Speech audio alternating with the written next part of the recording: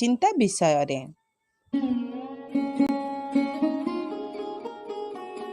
1. ଯଦି ମୁହଁରେ ବ୍ରଣ ବା କଳା ଦାଗ ହୋଇଥାଏ ତାହେଲେ ଡାଲଚିନି ଗୁଣ୍ଡ ମହୁ ମିଶାଇ କିଛି ଦିନ ଲଗାଇଲେ ତାହା ଦୂର ହୋଇଥାଏ। 2. ଯେଉଁ ଲୋକମାନଙ୍କର ମୁହଁରେ ବାମ ପାର୍ଶ୍ୱରେ କଳା ଯାଇଥାଏ ସେମାନେ ଜୀବନ ସାରା ସୁଖ ଶାନ୍ତି ଭୋଗ କରିଥାନ୍ତି। 3. ସପ୍ତାହକୁ ଥରଟିଏ ମିଶ୍ରିଯୁକ୍ତ କ୍ଷୀରି ନିଶ୍ଚୟ ଖାଆନ୍ତୁ।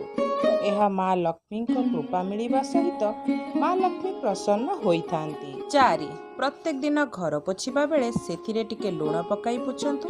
ଏହାଦ୍ୱାରା ଘରେ ଥିବା ନକାରାତ୍ମକ ଶକ୍ତି ଦୂର ହେବା ସହ ଭାଗ୍ୟ ପରିବର୍ତ୍ତନ ଘଟିଥାଏ। 5. ପଇସା ପତ୍ର ନେବା ଦେବା କାର୍ଯ୍ୟ ସବୁବେଳେ ସୋମବାର କିମ୍ବା ବୁଧବାର ଦିନ କରନ୍ତୁ। ଏହାଦ୍ୱାରା ଶୁଭ ଏବଂ ମଙ୍ଗଳକାରୀ ହୋଇଥାଏ। ସଫଳତା ମଧ୍ୟ ପ୍ରାପ୍ତ ହୋଇଥାଏ। 6. ବିଶୁଦ୍ଧ କେଶରକୁ ହଳଦିଆ କପଡ଼ାରେ ବାନ୍ଧି ପଇସା ରଖୁଥିବା ସ୍ଥାନରେ ରଖିବା ଦ୍ୱାରା କେବେ ବି ଧନର ଅଭାବ ହୋଇନଥାଏ। 7. ଗାଧୋଇବା ପରେ ପାଲଟା ଲୁଗାରୁ ଝରୁଥିବା ପାଣି କୌଣସି ବ୍ୟକ୍ତି ଉପରେ ପଡ଼ିଲେ ଏହା ଅମଙ୍ଗଳ ହୋଇଥାଏ। ଏହି ପ୍ରତି ସତର୍କ ରୁହନ୍ତୁ। 8. ପ୍ରତ୍ୟେକ ଦିନ ଚେଷ୍ଟା କରନ୍ତୁ କିଛି ସମୟ ଖାଲି ପାଦରେ ଚାଲିବାକୁ। ଏହାଦ୍ୱାରା ଆପଣଙ୍କ ହାଡ଼ ଓ ମାଂସପେଶୀ ମଜବୁତ ହୋଇଥାଏ। 9. ଯୌବନକୁ ଅଧିକ ଦିନ ରଖିବା ପାଇଁ ପ୍ରତିଦିନ ଗାଜର ଖାଇବା ଉଚିତ।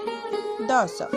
ଘରୁ ବାହାରିକି ଗଲାବେଳେ ଯଦି କୁକୁର ପଛରେ ଯାଏ ତାହେଲେ କିଛି ବିପଦ ପଡ଼ିବାର ସଂକେତ ଦେଇଥାଏ। 11.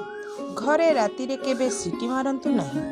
ଏହାଦ୍ୱାରା ଭୂତ ପ୍ରେତ ପ୍ରବେଶ କରିବାରେ ଆଶଙ୍କା ଥାଏ। 12.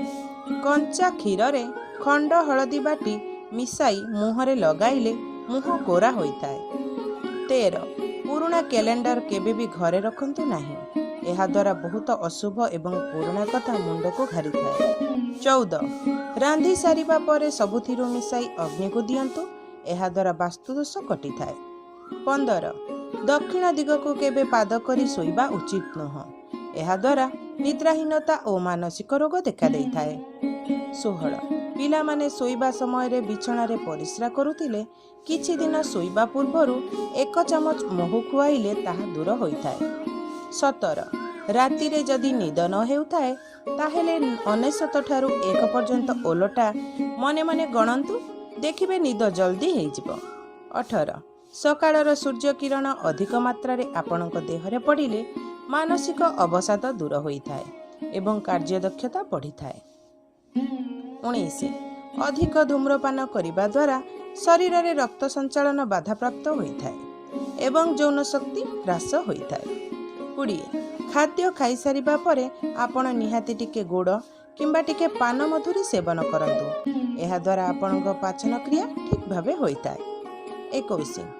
ସକାଳୁ ଖାଲି ପେଟରେ କେବେ ବି ଚା, କଫି, ଔଷଧ ଏବଂ ମଦ୍ୟପାନ କରନ୍ତୁ ନାହିଁ। ଏହା ଆପଣଙ୍କ ଶରୀରକୁ କ୍ଷତି ପହଞ୍ଚାଇଥାଏ।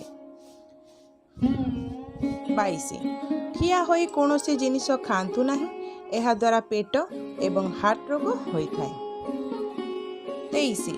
ପିଆଜକୁ କାଟି ଘରେ ଜଳୁଥିବା ବଲ୍ବରେ ବାନ୍ଧିଲେ ମଶା ଓ ଝିଟିପିଟି ବାହାରି ଯାଆନ୍ତି। 24. ସ୍ତନର ଆକୃତି ବୃଦ୍ଧି କରିବା ପାଇଁ ପ୍ରତିଦିନ ଫ୍ଲାକ୍ସିଡ୍, ମେଥି ଦାନା ଆଦି ଖାଇବା ଉଚିତ ଏବଂ ତା ସହିତ ସ୍ତନ ମସାଜ ଓ ବ୍ୟାୟାମ କରିବା ନିହାତି ଜରୁରୀ। ଏମିତି ଆପଣ 3 ମାସ ପର୍ଯ୍ୟନ୍ତ କରନ୍ତୁ। ପ୍ରଭାବ ଆପଣ ନିଜେ ଜାଣିପାରିବେ। 25. ପ୍ରତିଦିନ ଦହି ସେବନ ଓ ନିଜ ମନପସନ୍ଦର ଗୀତ ଶୁଣନ୍ତୁ। ଡିପ୍ରେସନରୁ ମୁକ୍ତି ମିଳିଥାଏ। ଦର୍ଶକ ବନ୍ଧୁ, ଆପଣଙ୍କୁ ଏହି ଭିଡ଼ିଓ କିପରି ଲାଗିଲା ନିହାତି କମେଣ୍ଟ ମାଧ୍ୟମରେ ଜଣାନ୍ତୁ।